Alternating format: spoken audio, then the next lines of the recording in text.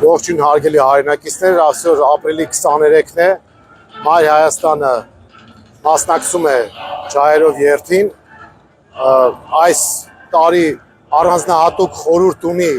Ջահերով երթը, որովհետև այս շենքում հայտնված պաշտոնյան, կոնկրետ Նիկոլ Փաշինյանի նկատի ունեմ,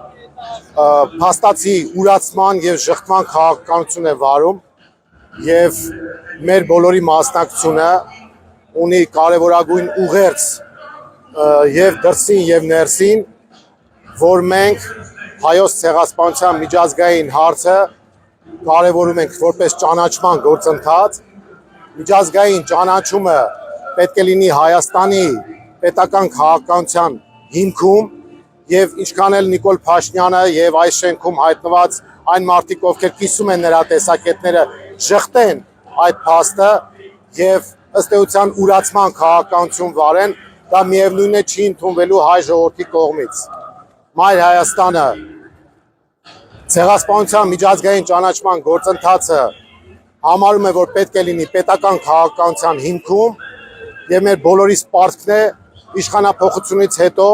այդ հարցը դարձնել օրակարգային հարց և հաշվի առնել նաև այն հանգամանքը, որ ցեղասպանության ճանաչումը ոչ միայն քաղաքական, բարոյական, այլ նաև անվտանգային խնդիր է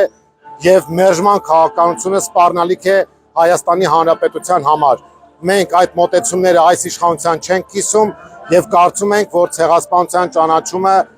կարևորագույն խնդիր է մեր բոլորի համար։